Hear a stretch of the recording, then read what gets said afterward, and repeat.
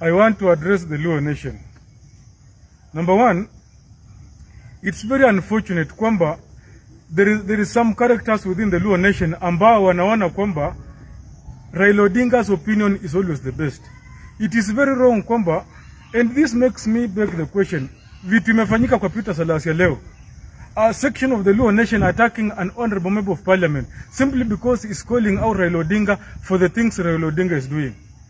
It is not lost on us kwamba the Luo nation, are they fighting for liberation or what are they fighting for one house?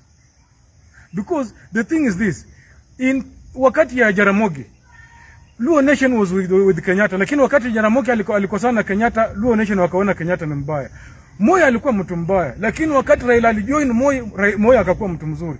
Kibaki akakuwa mtu mbaya, lakini wakati Raila alijoin Kibaki akakuwa mtu mzuri. Uhuru Kenyatta was a drunk man. That is what the Luos were telling us. That's what Raila was telling us. When he joined him, Uhuru became my brother. William Ruto wamekuwa wakimuita mwizi, makanga mwizi wakati alikuwa deputy president. Wakati Raila amemjoin amekuwa mzuri.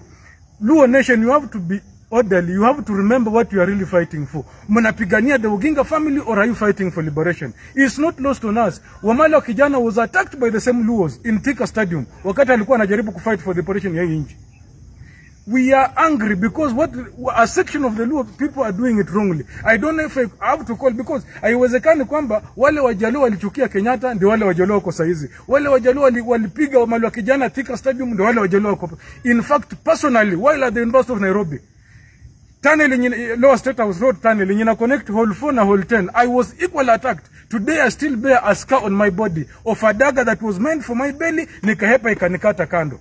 Na Luo nation, we are tired. Muamue, mnataka Raila ama mnataka to liberate the country called Kenya? Why the hell do you attack Raila, PK Salasya? A person who's been fighting for us. He stood with us. Amepambana na sisi to the core. When the rest of your people were about to support finance bill, PK stood with the people. Wakati watu wenu wamedanganywa wakaenda wakaimpeach Rigathi Gachagua. We know very well the role of a deputy president is an assistant. Not even a deputy, an assistant when it comes to administration. Rigathi Gachagua calls no shot within the country. Lakini wakati wanaimpeach Rigathi Gachagua, wanaacha William Ruto. You people, you are beating drums of war. Na hamjui, we have supported Raila Odinga for the longest time. We even almost abandoned Wamala kijana because of Raila Odinga. You people cannot appreciate. I remember in 2012, wakati Musalia alisimama sasa akasema pia yeye mwenyewe wants to run for president. You people did the same to him. I am angry. The Luo nation is equally becoming angry. You cannot attack a young leader like that simply because he's calling out Raila Odinga.